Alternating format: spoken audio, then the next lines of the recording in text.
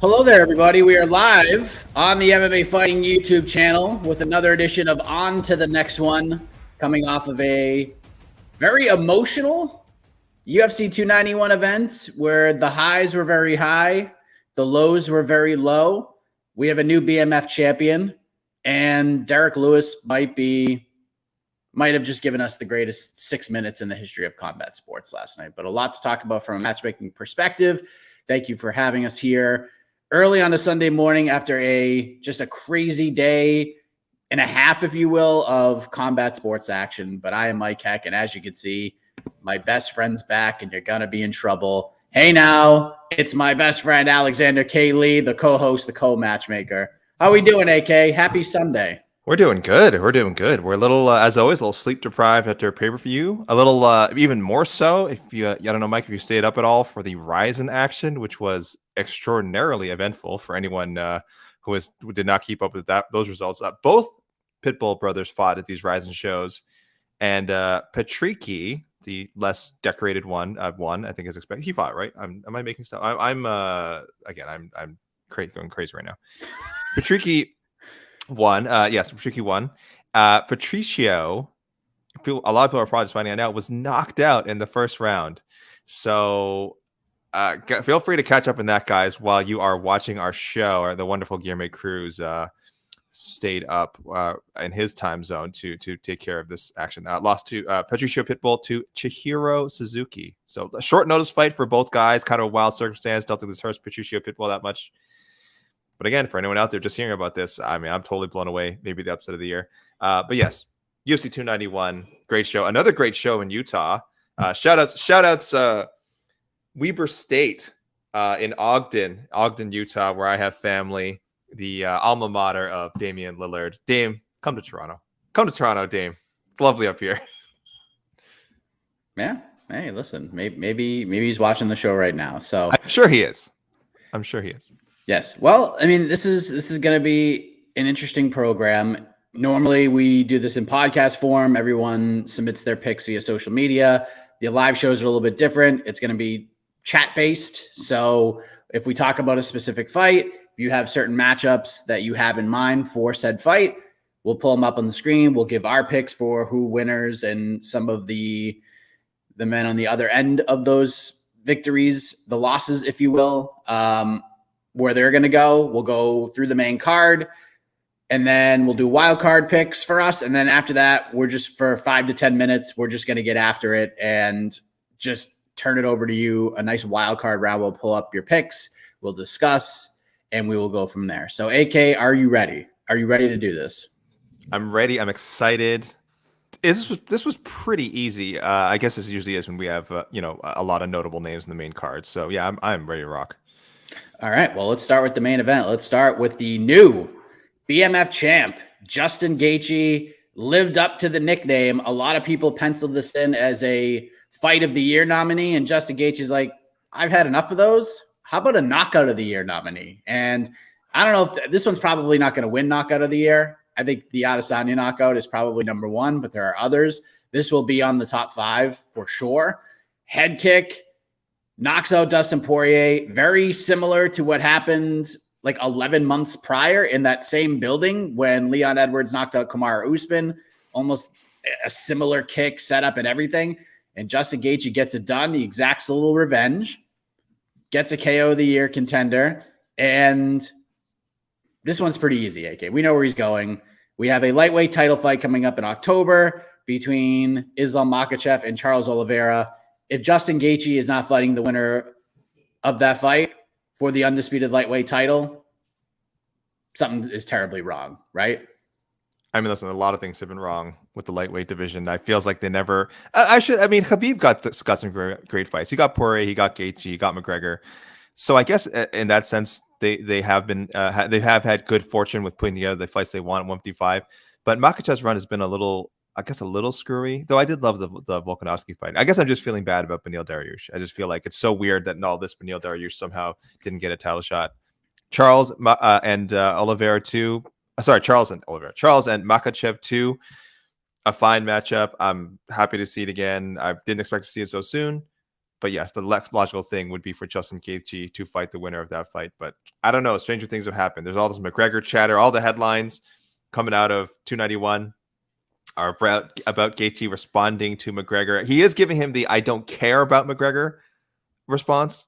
But I wonder if all the UFC matchmakers are hearing, and Dana White is hearing, is Gaethje McGregor. How do we make this happen? This Chandler fight. I don't know. It's up. That's murky waters anyway. But you're right. I'm with you.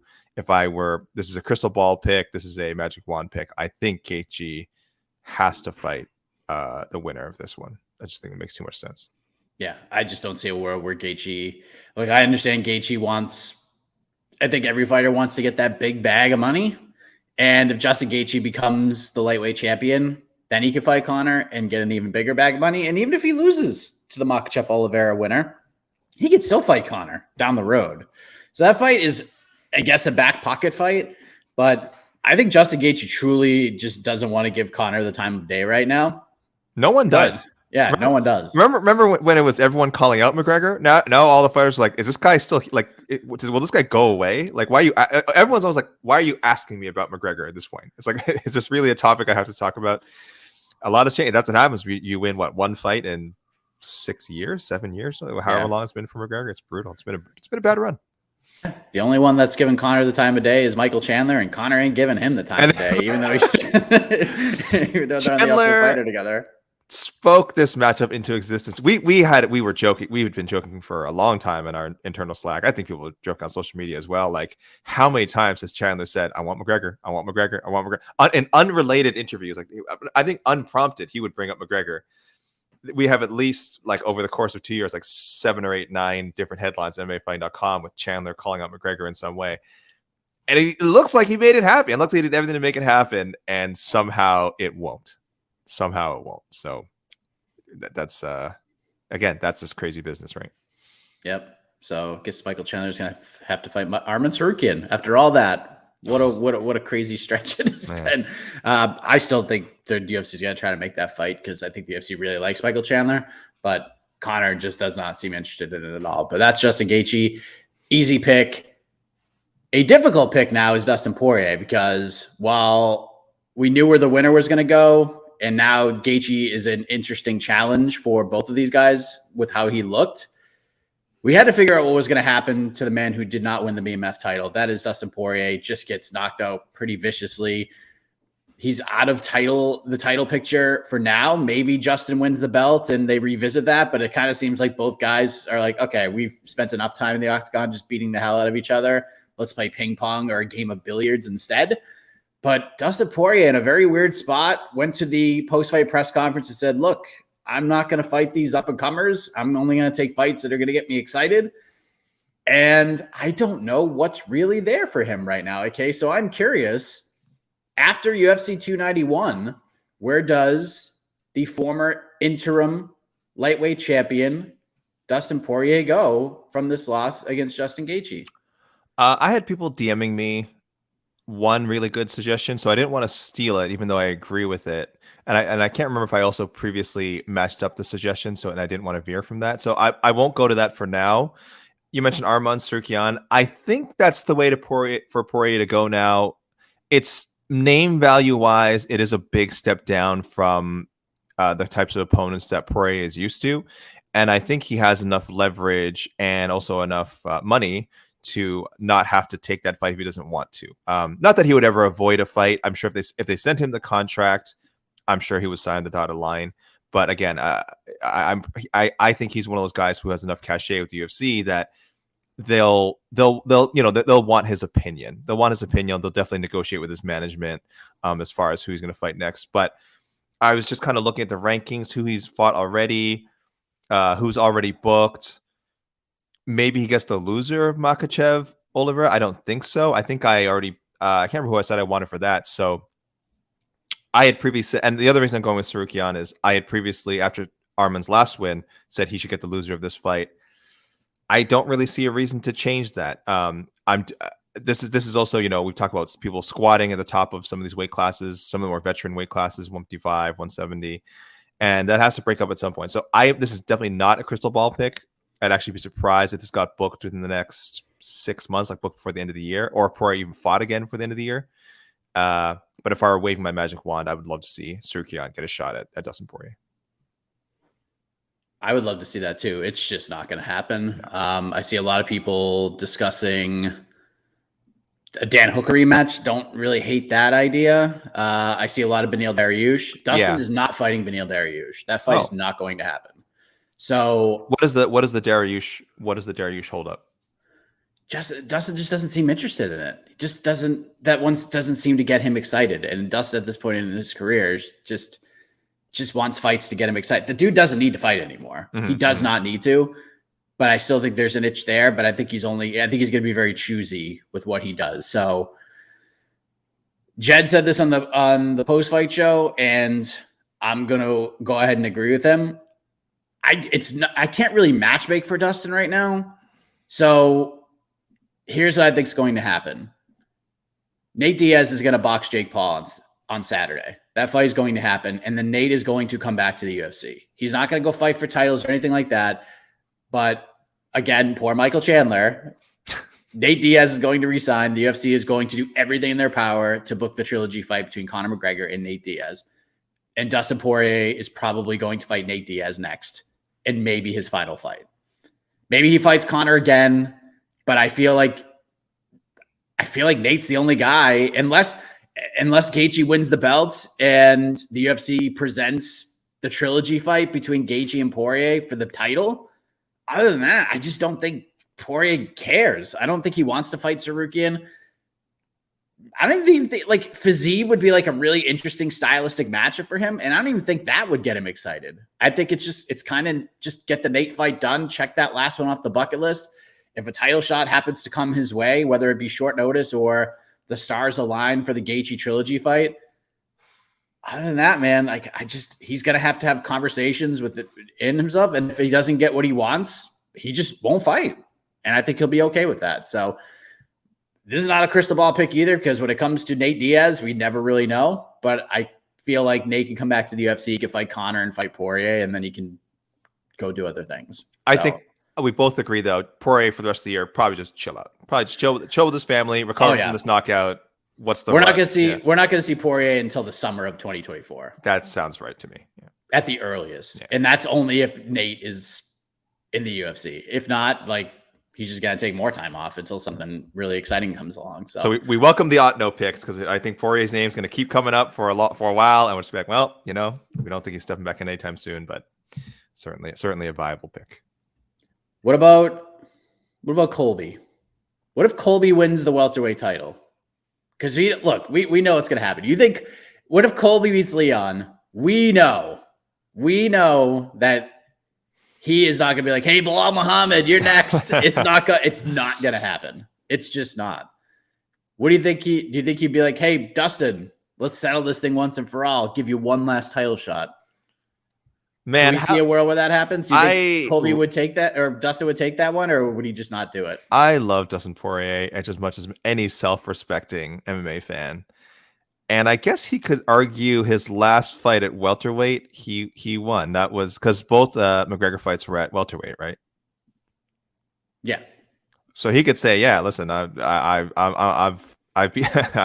back-to-back wins at back-to-back." Oh no! It was at 55. It was 55. Last one 155. They're both 155. Okay. Yeah, they're both 55, and they never just was at featherweight. Jeez. Okay, so they've never fought at welterweight. That's a tough sell for me. Not a tough sell for the UFC. Not a tough sell for the UFC at all. We want to reward this company man. We know he's near. We know he only has a handful of fights left in his career. Maybe only one fight left. Maybe it's he gets that title fight, and if he loses, he retires. If he wins, he might defend it once. Yeah, I could see the UFC going that way. I hope not. Well, if one of the scenario also involves Colby Covington becoming welterweight champion, which is, again, I hope not. Don't want to see that. Not curious about how that's going to play out. So it's a good suggestion. There's a lot of ways that Poirier can close out his career in interesting fashion.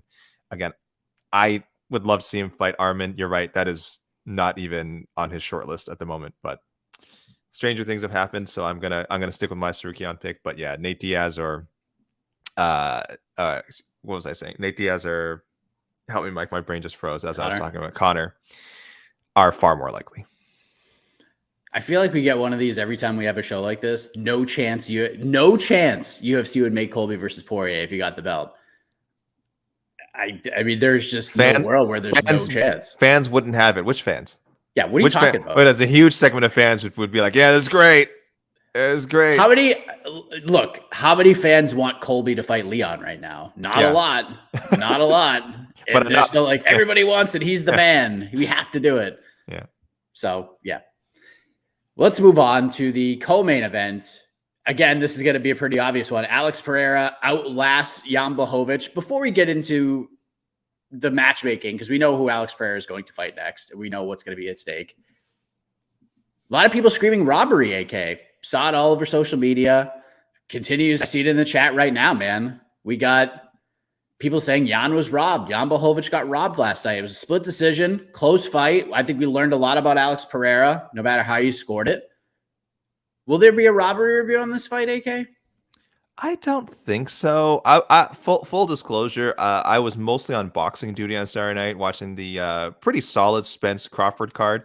The main event, Spence Crawford was, I guess we should call it Crawford Spence now because Crawford won, was incredibly dominant on Crawford's part and mesmerizing to watch a guy who was clearly now that, the second best welterweight in the world just be complete. They did not look close. That looked like Crawford like beating up a mandatory challenger. That is how impressive that performance was, not the clear cut number 2 welterweight boxer in the world. So that was amazing. The card itself was really good. The co-main event wasn't great, but the first 2 fights in the main card were pretty solid. So I was watching that. I also had the UFC 291 on, and I was definitely keeping up with you guys talking about it.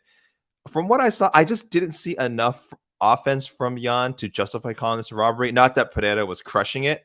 I think the judges had it pretty right. Of course, Jan had the ground control in the first round, neutralized Poatan. So you got to give him round 1. Pereira picked it up in round 2.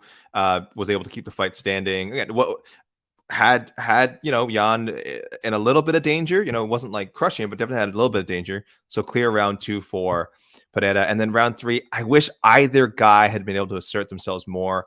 I do give Pereira the slight edge, but again, I wasn't watching round 3 closely, unfortunately. So I'll check it out. I don't think I'm going to do a robbery review. It's just there wasn't enough offense from either guy for me to be in a huff about it, and the late takedown from Jan obviously does nothing, right? So I'm fine with the result. I will give it a proper rewatch, but I am fine with the result. And people also know, for anyone who wants to just immediately call it a robbery, my bar for robbery is really, really, really, really high. So you're definitely going to the wrong guy to justify that kind of talk. I'll have to watch it again. So congrats to Pereira, I guess. Sure. Look, MMA decisions is not the be all end all, but most people scored it for Alex Pereira. On the watch party watching it live, I scored it for Alex Pereira. I see Jed said there was a case on the post-fight show for a 10-8 round for Jan Błachowicz in round 1. I see other people in there, and there are some people just kind of clapping back against that. I think you can make a case for a 10-8. I'm not going to make that case. I know you want, you need all 3 of the Ds, the damage, dominance, and duration. But even if you don't get all 3, you can score a 10-8 based on 2 out of 3. Pereira did nothing in that first round. Did nothing but sit on his back and almost get finished a whole bunch of times, just defending chokes. And I get it. If you want to make a 10-8 case, I'll listen to you. I did not score that first round 10-8, but Pereira did nothing. And Jan Błachowicz was in a dominant position for 3 to almost 4 minutes of that round and almost submitted Alex a bunch of times. So I'm not totally against it. If you scored it a draw, I would listen to what you have to say. I did score for Alex Pereira. And guess what? If you're the UFC, you are thrilled with the result, and you are thrilled with the 2 judges who scored it for Alex Pereira, because, AK, now we're going to get, for the vacant light heavyweight title, we're going to get Alex Pereira versus Yuri Prochazka, maybe before the end of the year. Worst case scenario, first quarter of 2024. And for a division that needs a shakeup, and for the division that needs positive things to happen, I feel like this fight could turn the momentum around in a good way for this division. How excited are you for Pereira versus Yuri? Because we don't really need to dig deep for this next matchup here. No, I'm the prince of positivity. I'm super excited. It's definitely been snake bitten.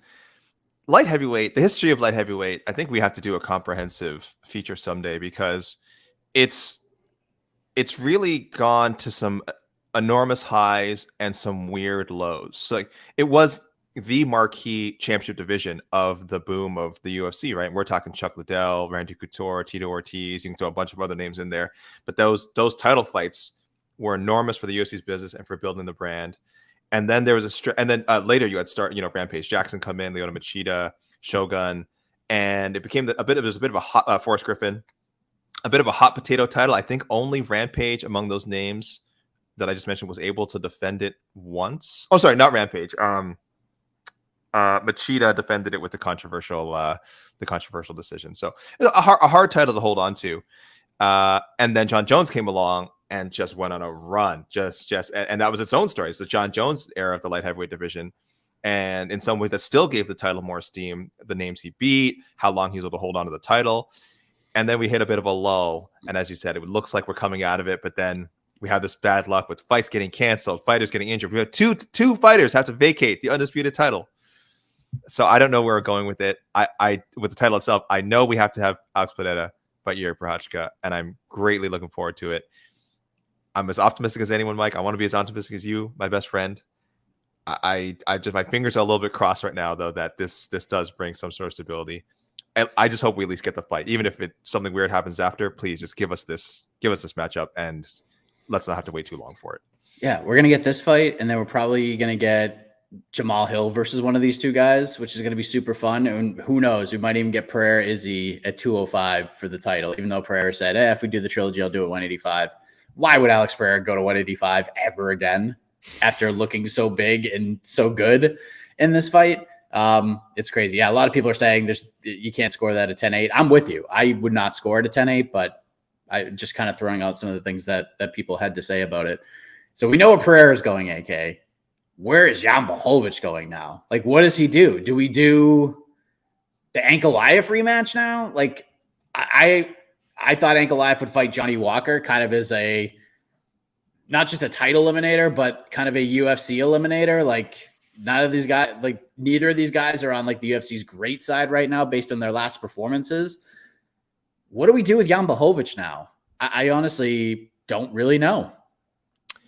Realistically, I think it should be either like Johnny Walker or Nikita Krylov. But I have matched those guys up in previous episodes, so I consider them locked in, even though the people I matched them up with are kind of in limbo. Like, I wanted Krylov to fight Rakic. We still don't know when Rakic is coming back from his injury.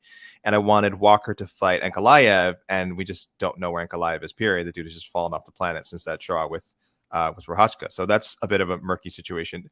I think realistically you will see him. If I had to do like crystal ball, it'll be him and Walker. I think he'll fight Johnny Walker, I think.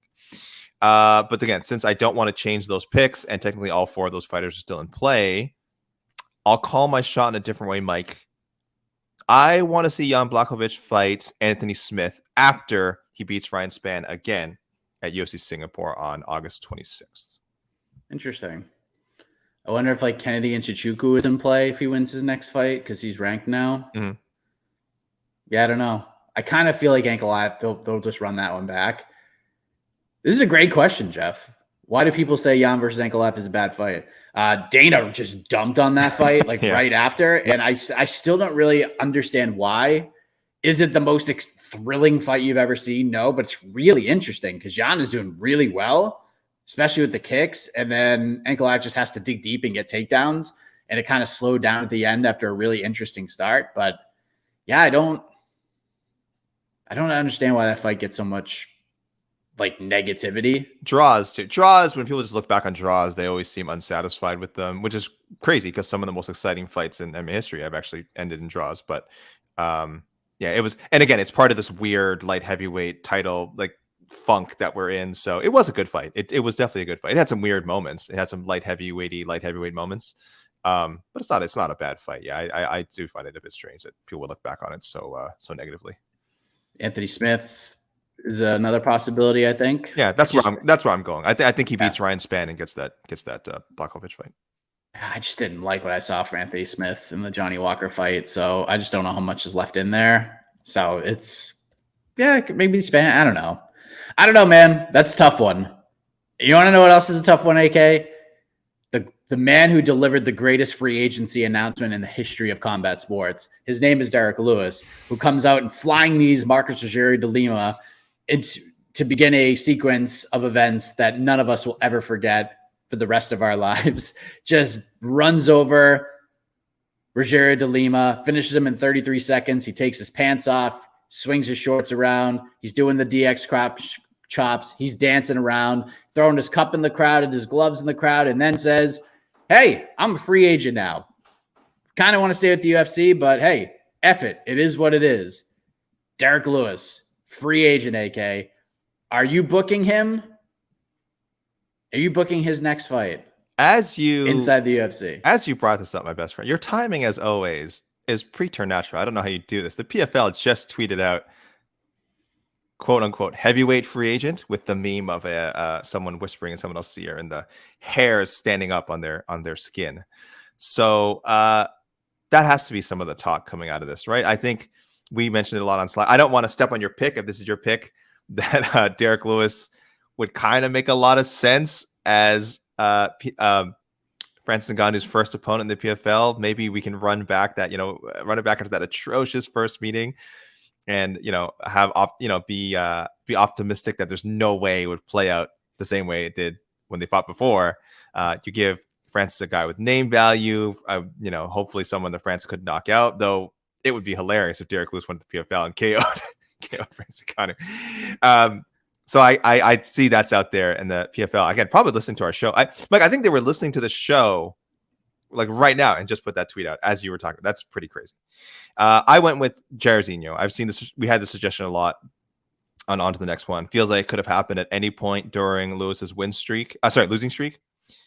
And now that he's back in the win streak, I don't back in the win column. I don't feel that it has to change. I still think Jairzinho makes a lot of sense. Just a matchup we haven't seen before.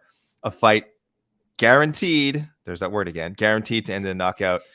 And makes a lot of sense if Lewis just does decide to return to the UFC. And if he really believes that he can get a title shot again, this is one of the guys I think that he would have to go through. Why would he go back to the UFC though? Like, serious. Like, I'm not saying this to be to just be like, oh, I don't like the. Why would he go back? His opportunities to make money in this sport are outside of the UFC. He's already fought everybody. Like, yeah, the Jairzinho fight's there. Who else is he going to fight? Alexander Romanov? Like, why would he fight him? Why would he fight? Is he going to fight Jailton Almeida if he loses to Curtis Blades? Like, who wants to see Derrick Lewis fight those guys? No. Go to the PFL, man. Like, go make $2 million to fight Francis Ngannou. Go do that, and then go to BKFC and make a whole bunch of money just beating up a bunch, as Shaheen Al-Shadi laid out, a bunch of 5'6" non-athletic bar fighters. Why would he go back? Why would he go back? I don't understand. He's comfortable with the UFC. I think it's. But he wants to make money. It's about making money. Of course, he wants to make money. But the UFC will take care of him, not on the level that the PFL will. I can see that the PFL will legitimately offer him what, $1 million for one fight, $2 million. The PFL, yeah, he'll get $2 million to fight Francis. The UFC would do something like $4 million for like an 8-fight. Like, they would offer more. He would be for more fights, right? It would be for, again, 6 fights, 7 fights, 8 fights, whatever one of their crazy contracts is when they re-sign a name person. And I know and again, I know the math there is like, well, that sounds dumb. Why would someone take $4 million for 8 fights as opposed to $2 million for one fight? I know it sounds dumb, but when you're so entrenched in a company, when it's something you've known for so long, when there's still names, he's probably interested in fighting at. Well, I shouldn't say he never interested in fighting any names. He never calls anyone out. He doesn't care. I misspoke. I could see him wanting to stay. He said kind of offhandedly at the post-fight press conference that he would like to return to the UFC. But again, I'm sure he hasn't really talked to his manager. I'm sure he hasn't really thought about the possibilities, in any serious way. And yeah, once they start talking about it, and if the PFL makes an offer, or at least gives him a phone call Monday morning, Tuesday morning, it becomes a very realistic possibility. So I always assume people are going to stay with the UFC. I think when his free agency started to drag on, I think I started saying like, he'll probably just come back at some point. And I was wrong about that. I was wrong about that. He went to the PFL, so wouldn't be surprised at all to see Lewis do the same thing. Especially again, you're right, one fight, and who knows, maybe he can do the one fight and then come back to the UFC sometime in the future, right? Nothing rules that out. We could get Derrick Lewis, Greg Hardy, and BKFC. Don't do this. I mean, it could happen. That would do crazy numbers. I understand the comfort level. So, like, if he went back, I get it, but he's just fought everybody. Like, he's fought Tai Tuivasa already. He's fought everybody. Jairzinho. Really. Yeah, except Jairzinho, but there's just nothing really there. Like, if I'll sign one fight to fight Jairzinho, sure. But if you're Derrick Lewis, like, you're at the peak of your powers in terms of negotiation, knowing that you got finished in the last few fights, you did not look great, and then you show up in just incredible shape and you get one of the best highlights of the year. I mean, his value is just so high right now. Like, Bellator, I see people saying, like, if Bellator smart, Derrick, go Derrick. Derrick's not going to Bellator. He's not. Unless if they somehow combine, like, it kind of ends up, like, do you really want to watch Derrick Lewis fight Ryan Bader? No, you don't want to watch Derrick Lewis fight Ryan Bader. You don't want to watch It'd be a homecoming. He has one Bellator fight under his belt. Bellator 46, June 2011, unanimous decision win over Tony. I don't know. I'm sure we all remember this. I don't know why I'm recapping this for people. It would be a return to Bellator. Yeah, I don't know what's going to happen. My pick is Francis Ngannou. I think Derrick, you think Derrick Lewis, and he's got time because Francis isn't going to fight MMA until March or April of next year. And yeah, there will be a matching clause, but if PFL is going to offer Derrick Lewis $2 million to fight Francis Ngannou, you think? I mean, the UFC can be petty, but Derrick's always been really good for them.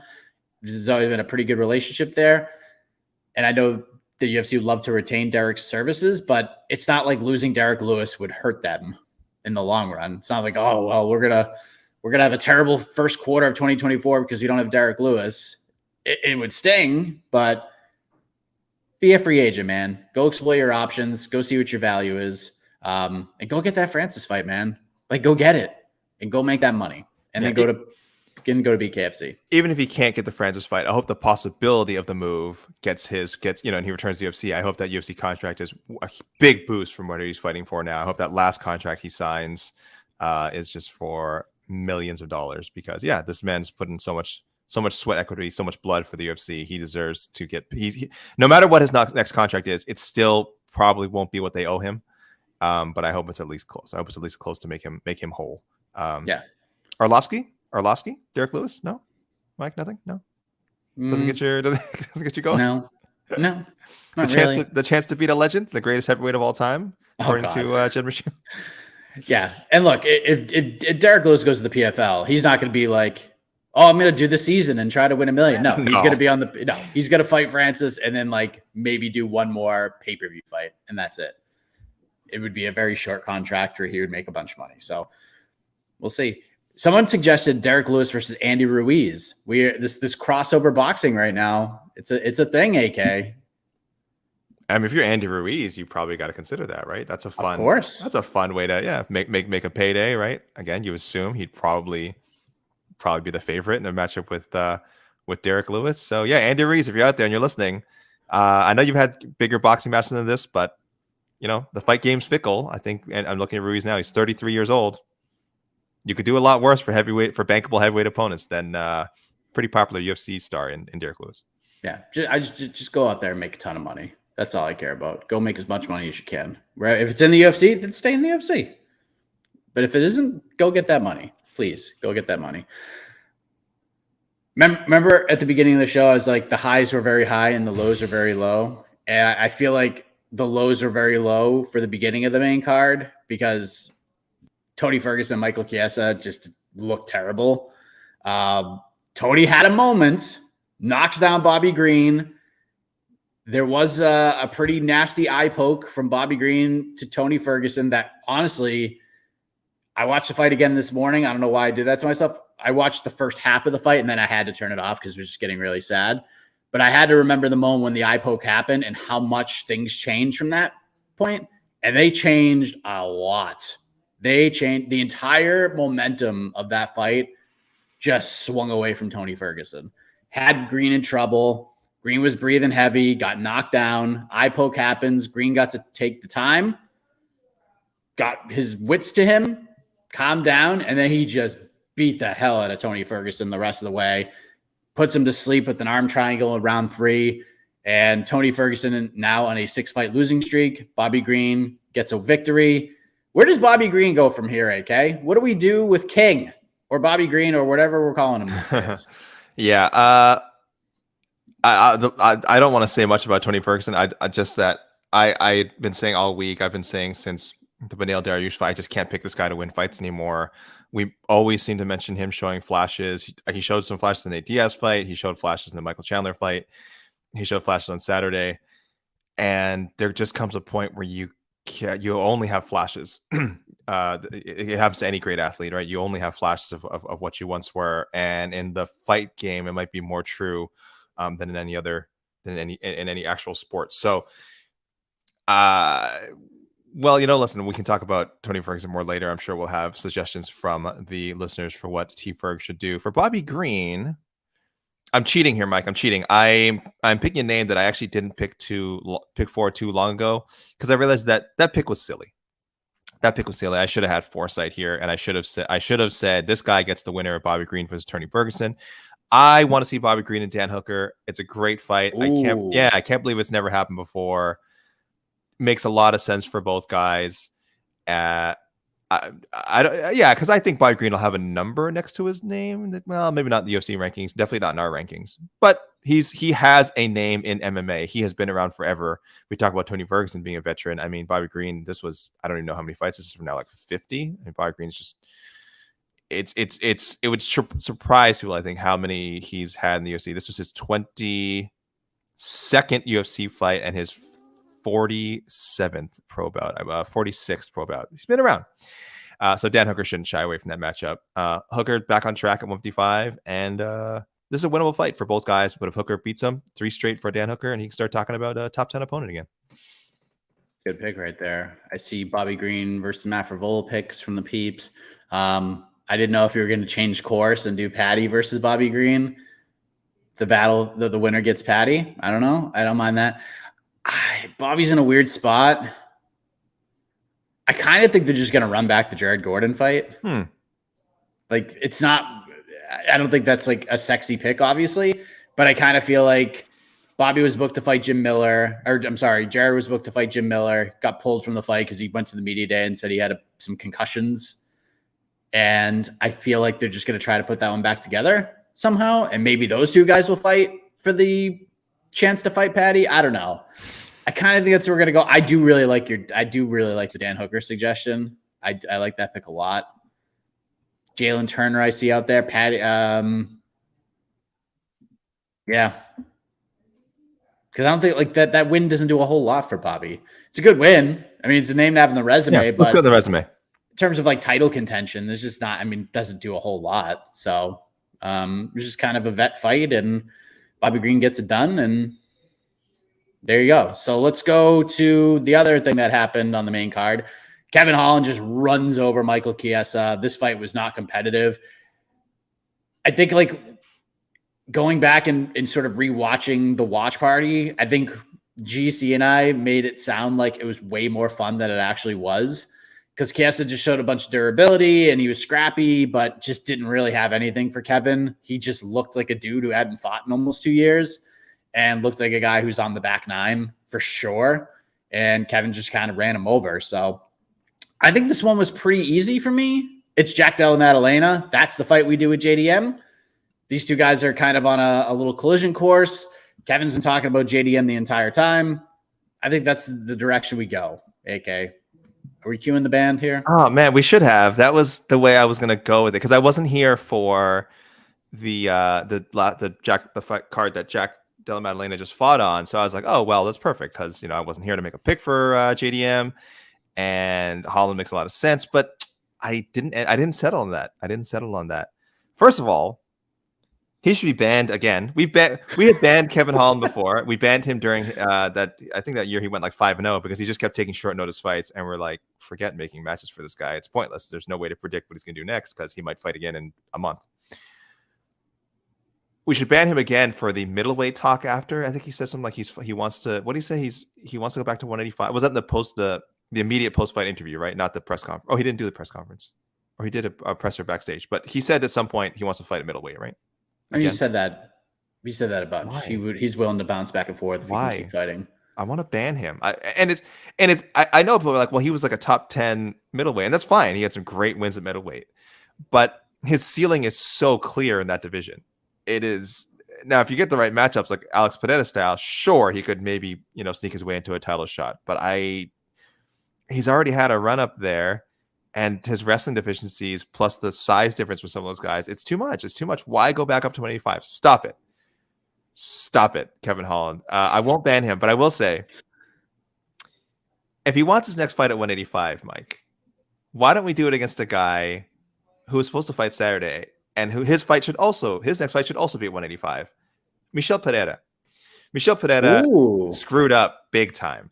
And I don't know if he's done at 170. I have always been surprised that he can even make the cut down to welterweight. He is enormous. We talk about how big Alex Pereira is for middleweight. I would say the same thing for Michel Pereira at welterweight. I'm like, this guy, I don't know how this guy's making the cut. And he's missed once before. And now 2 misses. And both times he missed pretty bad. I think, 1 pound the first time. Now 3 pounds this time. All the power in the world to Wonderboy for not taking that fight. And I know we shouldn't reward Michel Pereira with a name fight in Holland. But again, if we're going to do something wacky, if Holland insists that his next fight's at 185, why don't we do something fun here and have him fight Michel Pereira, who again is ready to, I assume, is ready to fight anytime now.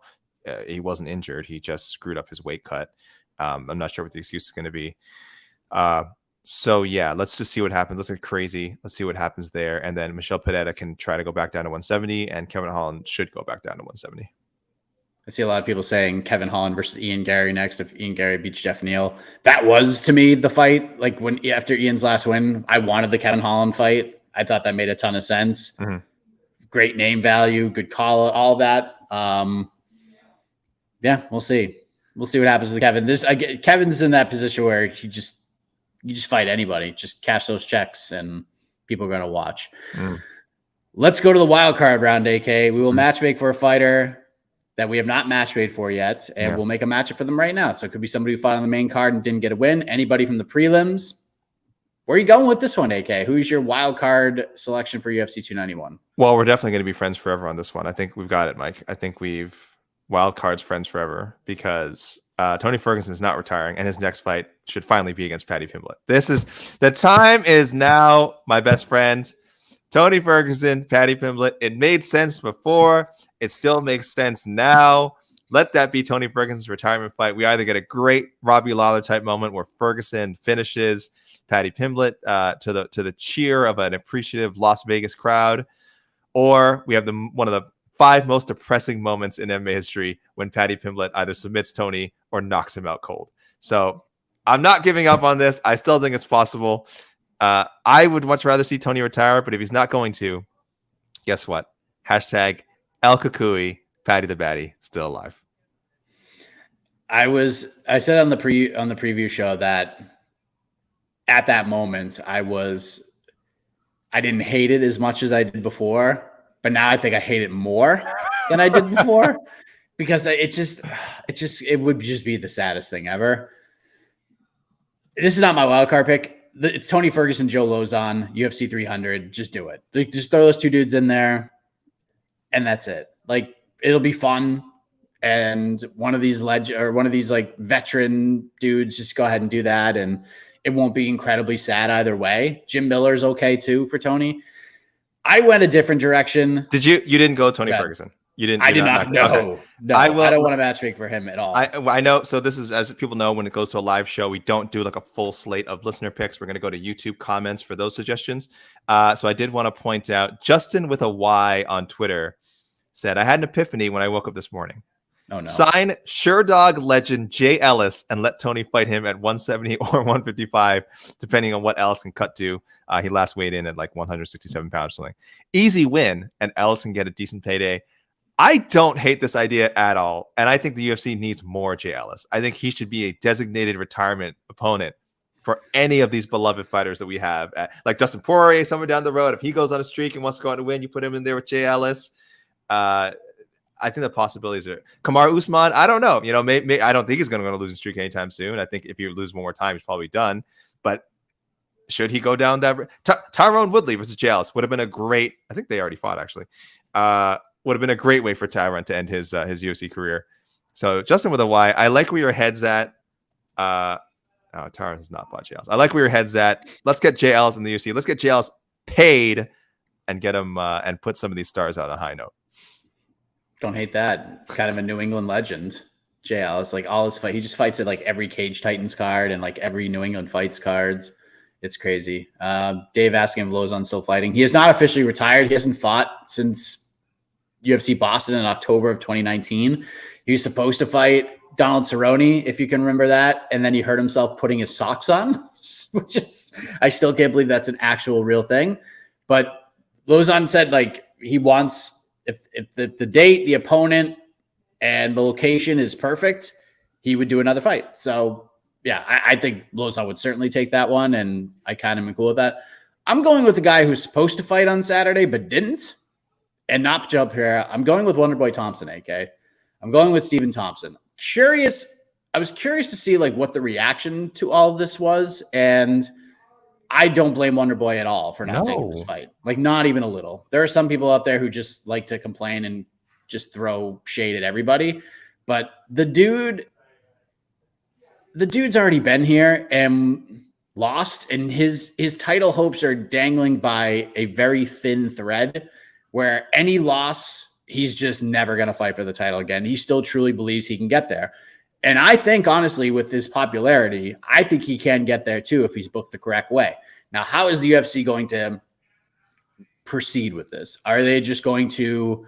I see a lot of people, and I saw this on the post-fight show too, send him to Sydney to fight JDM. No, that fight's not going to happen. They're not going to do that right now. Wonderboy certainly isn't going to take that fight. He's not going to take that big of a step back, even if he feels it's a winnable fight. Could the UFC throw him a guy like Sean Brady, who will just try to take him down and kind of smother him for 15 minutes? I could see a world where that happens as well. But I landed on a different one, AK. I landed on a different one. How can we, because the UFC is very storyline ridden, how can the UFC capitalize on something where they put Wonderboy Thompson, they give him an opportunity to accomplish that dream of getting one more title shot? But they also put him in a matchup that's probably not going to go very well for him. How about Kamaru Usman? How about we do Stephen Thompson versus Kamaru Usman, AK? A very winnable fight for Kamaru Usman. These two guys have never fought each other. And if somehow Kamaru Usman wins, maybe in the UFC's eyes, Kamaru does the UFC a favor, knocks Wonderboy out of title contention. Wonderboy never gets his shot. And if somehow Wonderboy Thompson beats Kamaru Usman, you got a guy who is very popular, and what a story it would be for a guy who will probably be 41 years old by the time this happens, gets one last shot at the belt. Very positive thing. What do you think, AK? I kind of like that. And Usman's available, and Wonderboy wants to get back in there. Maybe you chuck that on in November at MSG, or do it in December, or maybe even sooner than that. How about that? Yeah, and Usman versus Wonderboy had been discussed to some degree when Usman was a champion, and when they were just trying to figure out names for him to fight. As his reign sort of started carrying on, started knocking off all these contenders. Wonderboy's name was always in there. He just has not been able to put together that run that would get him a shot at Usman. Usman would definitely like the name value. Thompson, of course, even though it's a very difficult matchup for him, like it could easily turn into him getting out wrestled and smashed, like against Gilbert Burns, like against Bilal Muhammad. It could go very poorly for him in that sense. But he's definitely not going to say no, because that's still a top 3 welterweight in the world. To be able to get that matchup again after losing said fights to Bilal and Gilbert would be a major coup for Wonderboy and his team. I don't think it happens. I think I don't know what Usman's next fight is going to be, but I think they go in a different direction. But the logic behind it is very sound. The logic behind it is sound. It is not crazy at all. I mean, you could do Bilal versus Usman, but Bilal is probably just going to wait for a title shot. I hope so. We've seen Burns Usman. I don't think they're going to book that one again. Usman's probably not going to fight Shavkat, even if he beats Kelvin Gastelum. I kind of feel like it's there and it makes sense. And it'd just be like a weird and sort of out of left fieldy enough fight to just boost up a main card pay-per-view fight, like just a tinge in just a weird and compelling way. And again, it's probably Kamaru Usman minus like 300 in that fight. And if Usman goes out there and just smothers Wonderboy and wins at 30-27, then we don't have to talk about Wonderboy fighting for a belt ever again. Maybe Usman does them a favor. And if somehow Wonderboy like just runs over Kamaru Usman, give him one last shot at the belt. I see people saying like that fight would never happen. Dan Henderson got a title shot against Michael Bisping. It could happen. The UFC loves these stories. The one last shot. Can he get in on one last shot? And Wonderboy, again, is a popular fighter. His stuff does views. People care about him. Bilal doesn't get that same thing. You know what I mean? Like, I know Bilal should certainly get the title fight before Wonderboy does. I'm not saying like he jumps the line altogether, but I think that's in play. The UFC loves telling those stories. So you've laid it out so neatly. Now I'm almost sure it doesn't happen, Mike. You've done too good of a job. You've made it sound too convincing. And now I know the UFC will not have the same kind of logic because they really do. Yeah. Oh yeah, I'm sure contracts have already been sent out. Shavkat no longer fighting Kelvin Gastelum. They're just gonna throw him to the wolves. Like, well, I mean, if you don't want to fight Michelle Pereira, you gotta fight this dude. They're probably gonna offer him Sean Brady as well. Yeah, just a fight that Wonderboy is just not gonna like. But I don't know. Be kind of cool. Let's go for it. So this is what we're going to do for the next 7 or 8 minutes, because I do have to check out of this hotel and get ready to fly home. We're just going to let it fly here. So you guys chuck in your matchups, whatever ideas you got, throw them in there, and we'll pull them up and we'll discuss. Let me do. We'll get to Fuzz 26 in a second. Let me do a quick shout out to a couple of people in my DMs. I do want to get Brad Lee in here because he's a first timer. Says first time on no picks. Please show mercy. Pereira versus Yair Ankalaev for 205 belt. Gaethje versus winner of Islam Charles 2. Obviously, Holland JDM, sure. Lewis versus Francis in PFL. But if he says UFC, then Rosenstrike, correct. Green versus Miller at UFC 300. Kopylov versus Chris Curtis. What do you think about Green versus Miller at UFC 300, Mike? Sure. Yeah. And Zoe Simpson, I want to shout her out because she says Tony Ferguson versus Dan Mergliata. Poor Dan eating that up kick. Also, Herb Dean with that slide during the main event, one of the best stoppages I've seen ever. So there you go, a little creativity there. See a lot of Wonderboy MVPs. Here's how I feel about this one. One, Wonderboy's asked about it at the media day, and he said him and MVP are like buddies now, so he doesn't really want that fight. And do you really feel like honestly, if we really think about the potential of that fight and how it could play out, I feel if they fought 10 times, 8 of them are going to be not fun. Super terrible. Yeah. Just not I still want to see it, but you're right. Yes. Yeah. I just don't think it's going to be as great as you think it is stylistically. I just don't. I have a first timer as well. Eric Does Sports.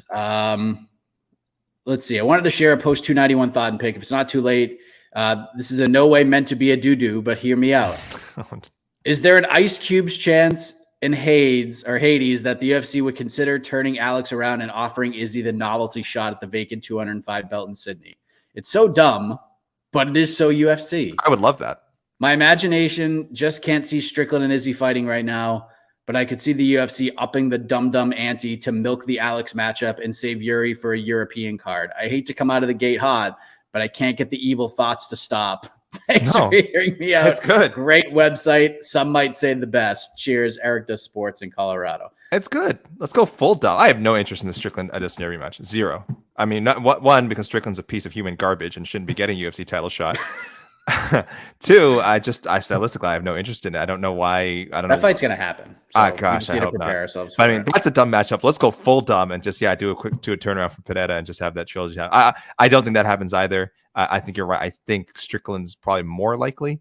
As much as I hate that matchup, but I want to see Jamal Hill fight Izzy I want to see Izzy get a shot at the heavyweight title against Jamal Hill before Jamal Hill was forced to vacate. So I don't know. There's no really amazingly great options for Izzy right now for that pay-per-view.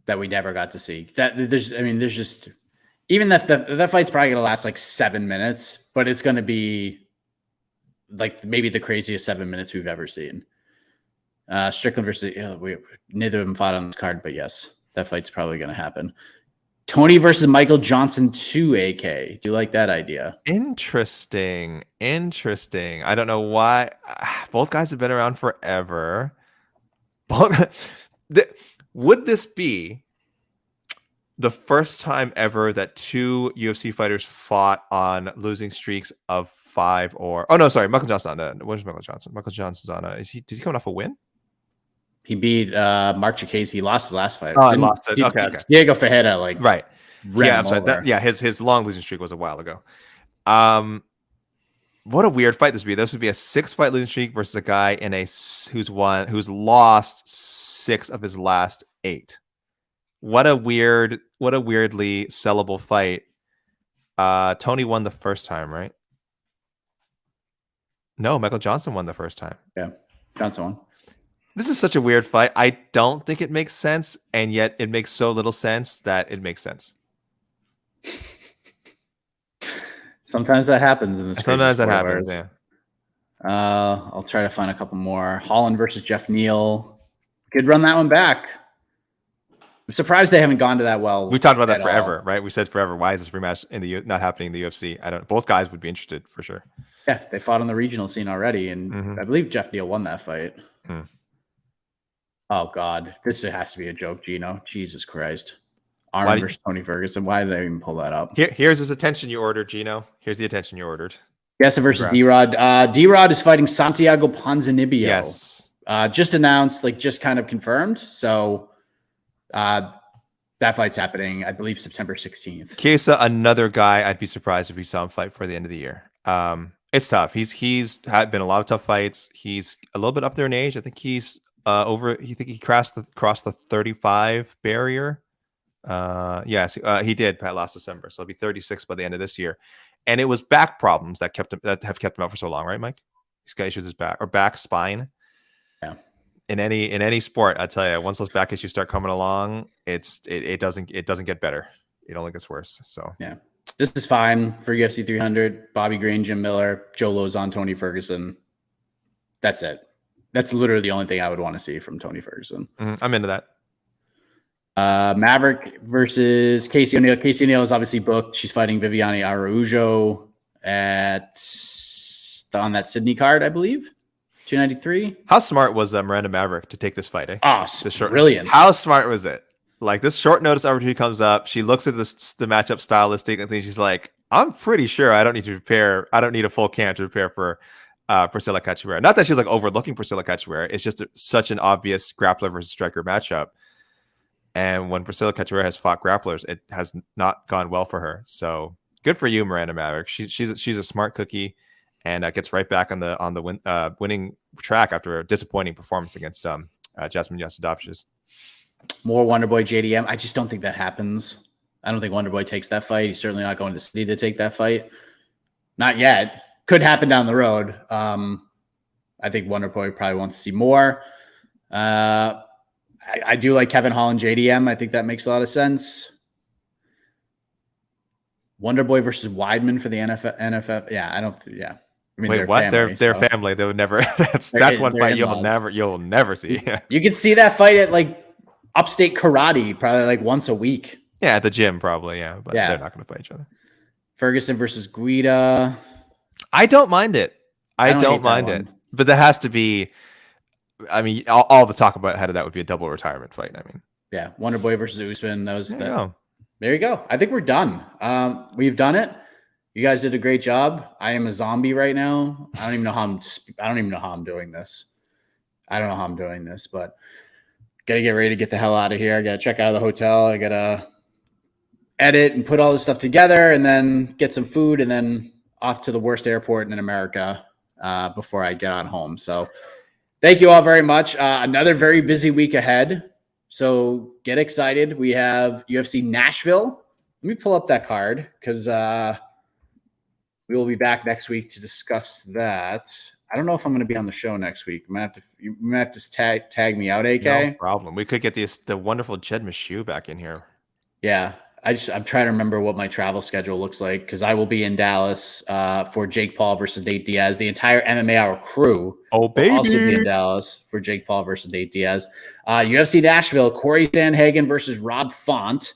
Jessica Andrade versus Tatiana Suarez. Wow. Dustin Jacoby versus Kennedy and Nzechukwu. Good top 3. That's a good top 3 for a fight night. Yeah. Gavin Tucker is back, AK. Oh, never gone. Never gone, Mike. Never gone. Canada's never gone. Against Diego Lopez. Tanner Boser, final fight of his contract. Probably his final fight in the UFC after his wonderful rant with my friend James Lynch about UFC sponsorships. Taking Alexa Kamer. Wow, Ignacio Bahamondes versus Ludovit Klein. There's a few names here we haven't seen in a while. Yeah. There's a few names here. Okay. Billy Quarantillo, Damon Jackson, Jaime Barcelos, Kyler Phillips. Love it. Jeremiah Wells, Carson Harris, good fight. Jake Hadley, Cody Durden. There's some heat on that one. Yeah. And O'Day Osborne versus Asu Almabayev. Another alliterative flyweight. This division is crazy. It has to have pound for pound the most alliterative fighters in the game. Yes, we lost one with Zalga Zumagulov. He'll bounce up somewhere. He'll be fine. Yes, absolutely. That's it. So thank you all very much. Let me make sure we get out of here the correct way. Got to do a professional job here. So we got to make sure we have the theme song in the background. But yeah, hope you guys all enjoyed UFC 291 and just a wild. Mike, the music's drowning you out, Mike. The music's drowning you out. Is it really? Yeah. That loud, huh? No, you're back. All right, here we go. Hey, listen, Casey's way better at this than I am. But thank y'all very much. Back next week on to the next one, the podcast recapping UFC Nashville. For AK, I am Mike Heck. You're the best. Have a wonderful rest of your weekend. And be nice to each other. Peace out.